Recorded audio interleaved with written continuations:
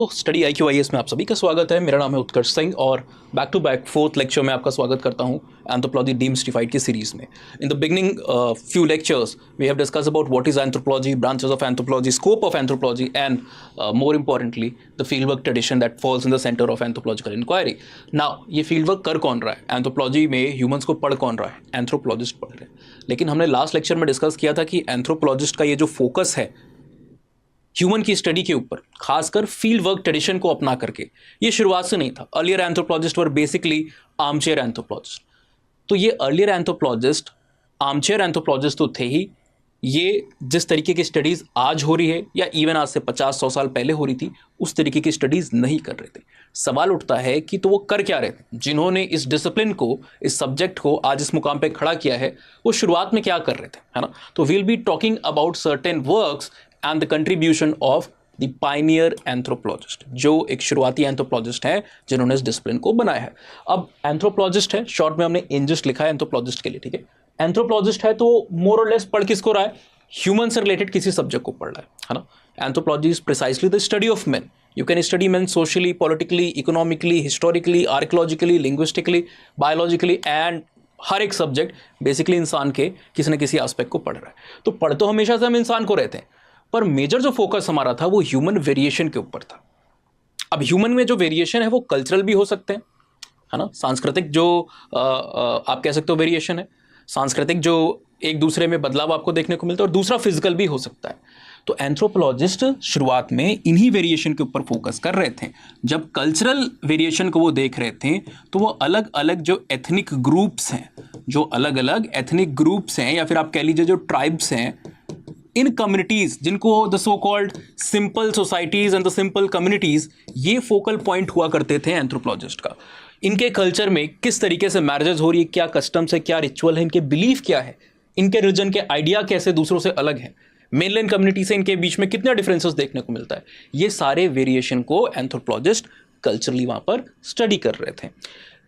बाद में जाकर के एक नया पैराडाइम एंथ्रोपोलॉजी में स्टार्ट होता है जिसको आप कहते हो सेल्वेज कल्चर, है ना, या सेल्वेज एंथ्रोपोलॉजी। तो सेल्वेज एंथ्रोपोलॉजी क्या है? एक तरीके से कोई कल्चर या कोई हेरिटेज साइट अगर अपने एक्सटिंक्शन के कगार पर है, if there is any historical site, any place और एनी कल्चर और any tribe which is like at the verge of extinction, समाप्ति के कगार पर है।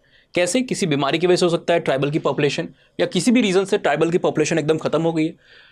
अब वो ग्रेजुअली कुछ मेंबर बचे हैं और उनकी भी अगर डेथ हो जाती है, उसके बाद उस ग्रुप में कोई और मेंबर नहीं है, यानी कि वो ग्रुप तो जाएगा ही, बट उस ग्रुप के साथ उनका कल्चर भी जाएगा। हर ग्रुप का एक अपना कल्चर है।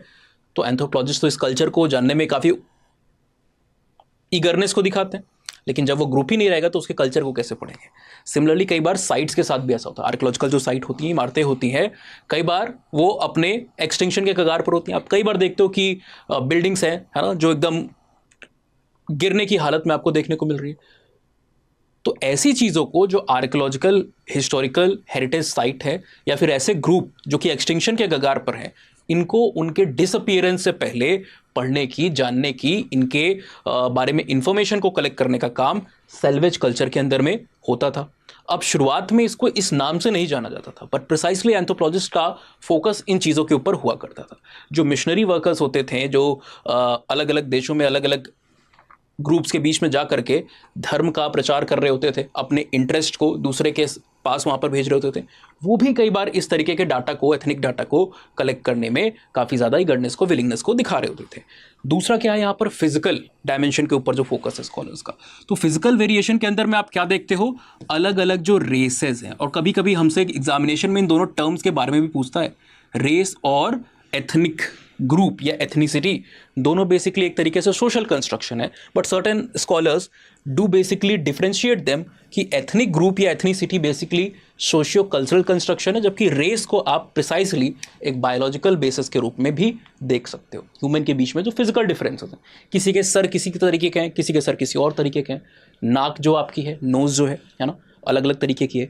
तो हम क्या करते हैं, इसका मेजरमेंट लेकर के दुनिया भर की पॉपुलेशन, यूरोपियन के बीच में, अफ्रीकन के बीच में, एशियन के बीच में, इसका मेजरमेंट लेकर के इनको कैटेगरीज में बांट देते हैं, लाइक लेप्टोराइने, मीजोराइने, प्लेटेराइने। टेक्निकल वर्ड्स, अब आगे हम चलेंगे कंसेप्ट्स में तो इसके बारे में भी बात करेंगे जब रेस के ऊपर पहुंचेंगे।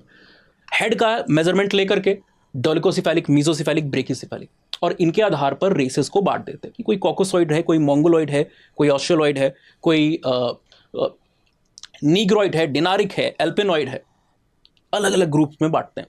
तो ये काम शुरुआत में स्कॉलर्स किया कर रहे थे। कल्चरल के अंदर में तो आपने बहुत सारे लोगों का आज तक नाम सुना हुआ है, बट फिजिकल में आपने बहुत ही कम स्कॉलर्स का नाम सुना हुआ है जो इस 18th सेंचुरी में काम कर रहे थे।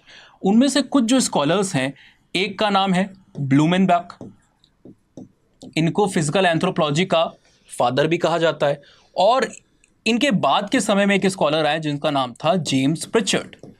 बेसिकली ये लोग क्या कर रहे थे, कई प्रकार की जो रेशियल स्टडीज है ह्यूमन के बीच में, जो एथनिक डिफरेंसेस है, इनको देखने का काम कर रहे होते थे, है ना।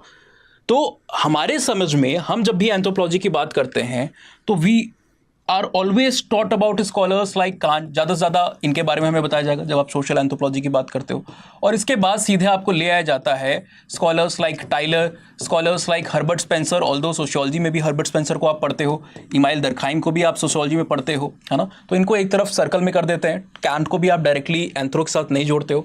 टाइलर हो गए, टाइलर के बाद आपको और भी कई सारे स्कॉलर्स लाइक मॉर्गन है, फ्रेजर है, इस तरीके के लोग एंथ्रोपोलॉजी में आते हुए देखने को मिल रहे थे, और इन्हीं के नेशनैलिटी के आधार पर, इनके कंट्रीब्यूशन के आधार पर हमने इनको डिफरेंशिएट कर दिया।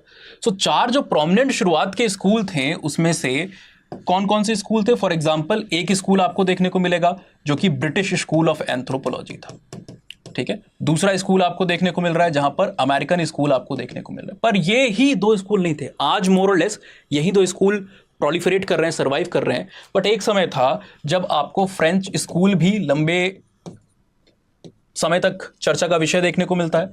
जर्मन जो स्कूल है ये भी लंबे समय तक चला, ठीक है। जर्मन स्कूल के अंदर में आपने कई सारे स्कॉलर्स के बारे में बेसिकली सुना हुआ है ना। जब आप डिफ्यूजन को पढ़ते हो तो डिफ्यूजन में कितने सारे लोग वहां पर आ जाते हैं, है ना। Lot of people you discuss about. तो वहां पर खासकर रैट्जल का नाम आपने खासकर सुना होता है ना। रैट्जल, स्मिथ, इन लोग के बारे में आपने सुनना होता है। सो ये सारे जो स्कॉलर्स हैं इन्होंने अपना शुरुआती समय में कंट्रीब्यूशन दिया। कुछ इनमें से, जैसे ये तीनों जिनका नाम लिखा हुआ है, टाइलर, मॉर्गन, फ्रेजर, एक 1861 में इंपॉर्टेंट वर्क को पब्लिश कराते हैं टाइलर साहब। मॉर्गन अपने फर्स्ट इंपॉर्टेंट वर्क को 1851 में लीग ऑफ इरक्वाय को पब्लिश कराते हैं, और फ्रेजर 1890 में गोल्डन बॉ नाम के एक अपने इंपॉर्टेंट लेख को यहाँ पर वर्क को पब्लिश करा रहे होते हैं। इससे पहले भी टोटिज्म वगैरह के ऊपर भी इन्होंने काम किया था फ्रेजर ने। तो ये इवोल्यूशनरी एंथ्रोपोलॉजिस्ट कहलाते थे, बिकॉज जैसे बायोलॉजी में ह्यूमन का बायोलॉजिकल इवोल्यूशन पढ़ा जा रहा है, these scholars were precisely interested into seeing the evolution और progression of the culture and society. ये इसके ऊपर फोकस कर रहे थे कि जैसे इंसान बायोलॉजिकली क्या हो रहा है, इवॉल्व कर रहा है, उसी तरीके से कल्चर का भी इवोल्यूशन हो रहा है। कल्चर में रिलीजन का इवोल्यूशन हो रहा है, मैरिज का हो रहा है। मैरिज में कोई एक समय पे रूल्स थे ही नहीं, प्रोमिस्क्विटी थी, anybody was free to have sexual relationship with anybody. धीमे धीमे रूल्स वगैरह आए, फिर हम पॉलीगैमी और मोनोगैमी की स्टेज पे, जो वर्तमान स्टेज है, उसके ऊपर पहुंचे। रिलीजन में भी एक समय कोई धर्म नहीं था, नो रिलीजन वाज देयर। फिर धीमे धीमे एनिमिज्म, एनिमैटिसिज्म, फेटिशिज्म, है ना, टोटमिज्म, नेचरिज्म, एंथ्रोपोमॉर्फिज्म, पॉलिथिज्म और लास्टली मोनोथिज्म आते हुए देखने को मिला। तो क्या हो रहा है, रिलीजन के अंदर में इवोल्यूशन, फैमिली के अंदर में भी इवोल्यूशन आपको देखने को मिल रहा है। तो इन सारे आइडियाज के ऊपर ये लोग फोकस कर रहे थे। Gradually certain other scholars came up जिन्होंने कहा कि कल्चर का प्रोग्रेशन से ज़्यादा इंपॉर्टेंट होगा हम कल्चर के ट्रांसमिशन को देखें, बिकॉज कल्चर को अलग अलग जगह इंडिपेंडेंटली ओरिजिनेट करने से, डेवलप करने से आसान होता है कि हम कल्चर को, अगर किसी और ने पहले बना दिया है कल्चर की किसी एक चीज़ को, इन्वेंट किया है, डिस्कवर किया है, तो हम उसको मिमिक करें, कॉपी करें, इमिटेट करें। इन स्कॉलर्स के ग्रुप को हम डिफ्यूजनिस्ट कहने लगे, और ये बेसिकली आपको अर्ली 20th सेंचुरी से, ऑल्दो कुछ हैं जो कि लेट 19th सेंचुरी में भी एग्जिस्ट करते थे, बट मोस्टली 20th सेंचुरी का जो बिगिनिंग है वहाँ पर ये स्कॉलर्स आए। तो हर एक स्कॉलर ने एंथ्रोपोलॉजी में कुछ अपना एक कंट्रीब्यूशन यहाँ पर दिया हुआ है, बट बेसिक जो शुरुआत थी वो इन तरीके के स्कॉलर्स से हुई थी जिन्होंने कल्चर के वेरिएशन के ऊपर और जो फिजिकल वेरिएशन है ह्यूमन के, इसको यहाँ पर हाईलाइट किया था। एंथ्रोपोलॉजी में जब हम थ्योरीज को पढ़ते हैं और भी अलग अलग सेक्शंस में हम डिटेल में इन स्कॉलर्स के बारे में पढ़ते हैं। आज ही मेरे पास एक स्टूडेंट का क्वेश्चन आया कि सर इतने सारे एंथ्रोपोलॉजिस्ट है, क्या याद करना ज़रूरी है? देखिए, जब आप एंथ्रोपोलॉजिस्ट और उनके वर्क को कोट करते हो, बताते हो, उनका नाम लेते हो, तो आपके आंसर को एक वैलिडिटी मिलती है, आर्गुमेंट को आप सब्सटैंशिएट कर पाते हो, है ना।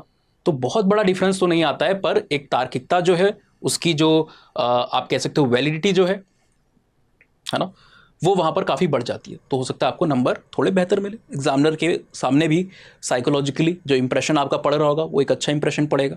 अगर आप स्कॉलर्स को, उनके वर्क को, उनकी बातों को कोट करते हो तो डेफिनेटली हमको फोकस करना होता है। और जब हमारे यहाँ पर आप बैचेस के में पढ़ते हो तो सिर्फ आपको क्लासिकल एंथ्रोपोलॉजिस्ट जो हर जगह किताबों में सिर्फ उनके बारे में नहीं पढ़ा जाता है। अ लॉट ऑफ स्कॉलर जिनके बारे में कम सुना होता है लोगों ने, उनको भी, लेकिन इंपॉर्टेंट होते हैं, उनको भी हम डिटेल में यहाँ पर पढ़ रहे होते हैं।